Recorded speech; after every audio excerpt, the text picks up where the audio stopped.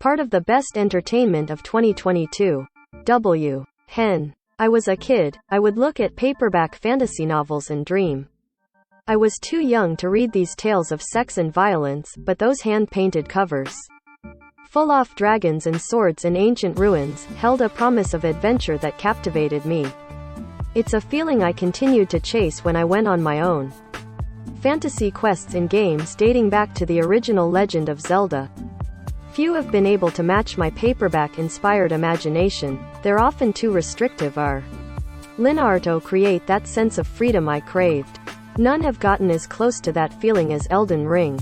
The latest release from Bloodborne and Sekiro developer From Software, Elden Ring is, at its most basic, an attempt to merge the studio's distinctive action RPG formula with an expansive open world. Think of it like Dark Souls meets Breath of the Wild, and you're close. It's an ambitious premise, but it's also one Elden Ring more than lives up to. It has everything you'd expect from the developer: deep and challenging combat, complex systems, lore that's equal parts beautiful and sad, and fuses it with an absolutely gigantic world that you can explore however you like. Elden Ring's premise is, admittedly, a little generic at first. It takes place in a dark fantasy realm known as the Lands Between, a place held together by a powerful ring and a goth queen. Unfortunately, with the ring shattered and the queen missing, the land has descended into chaos, beset by monsters, ghouls, and bad vibes. You take on the role of a tarnished, a kind of undead being intent on setting things straight. The initial world concept was crafted by Game of Thrones author George R.R. Martin, but if it wasn't part of the game's marketing, I'm not sure I would have noticed his involvement. As with the best open-world games, this premise gives the game its basic structure. You must travel around the Lands Between to restore the Elden Ring, but it's not really about following a linear narrative. There is a golden path that gives you some guidance to the next major boss or event. It's a bit like the guiding wind from Ghost of Tsushima, which you're free to ignore if you really want to. There are a few roadblocks to progression, but for me, the best part of Elden Ring is how open it feels. There was a moment early on where this really clicked into place for me. At the outset of the game, the guiding light points you towards a castle, which, after you slaughter some guards, leads you to the first major boss. He's a massive, deformed swordmaster with too many horns growing out of his head and a scorpion-like tail. I died so many times.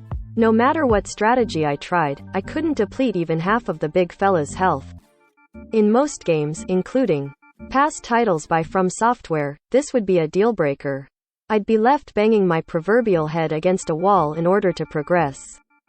But eventually, I realized I could just go and do something else. I ignored the guiding light and created my own quest. I hopped on my ghostly steed and explored new areas.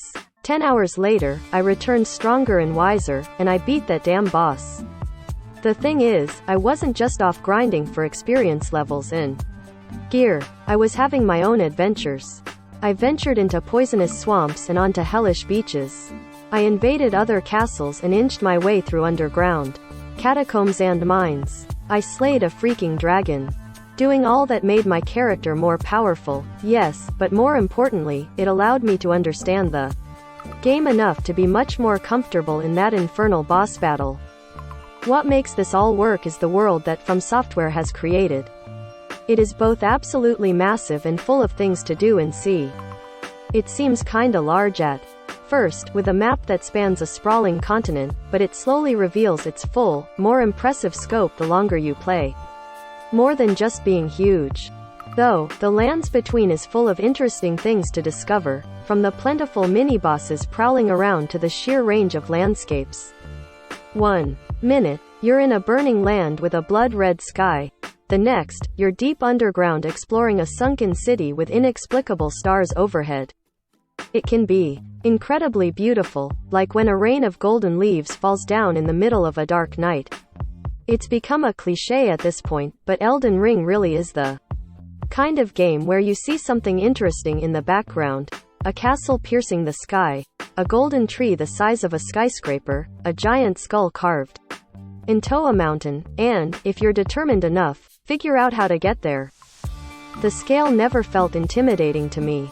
To start, you don't get a full sense of the scope right away. It isn't until you really start exploring and finding maps that you understand just how big the world is, which gives you time to acclimate. But it's also relatively easy to get around. You have a spirit horse-like creature you can summon anytime, which not only lets you get around faster but makes it possible to avoid battles if you're careful. The lands between are also filled to the brim with what are called sites of grace, essentially save points that double as fast travel locations so that you can zip back and forth between places you've already visited. I spent a good chunk of the game just riding around seeking these out in order to make exploring a less scary proposition. If I did run into trouble, I'd know there was somewhere nearby to get my bearings.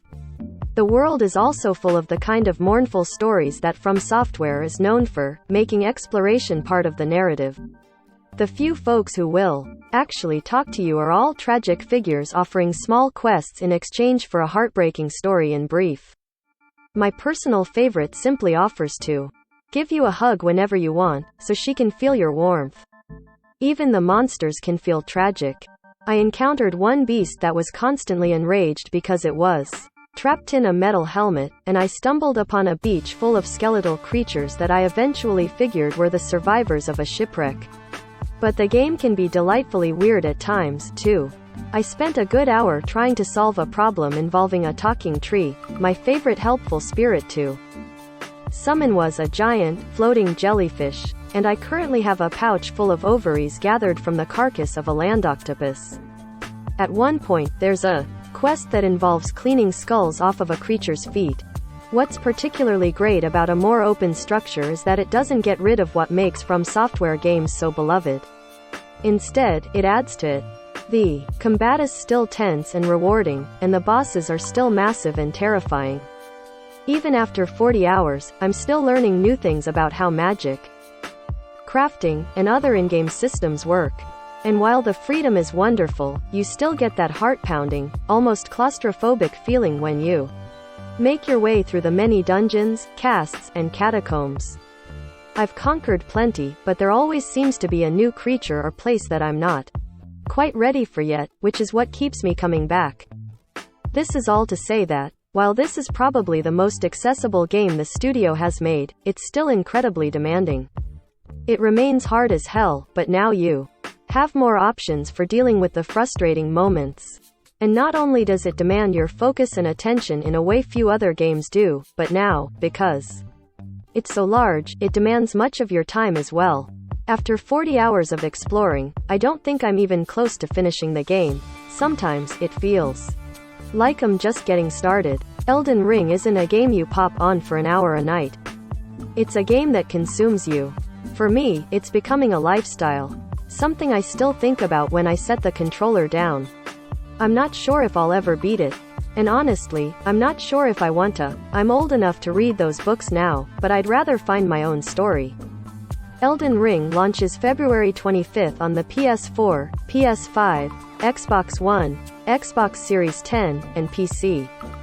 The best entertainment of 2022.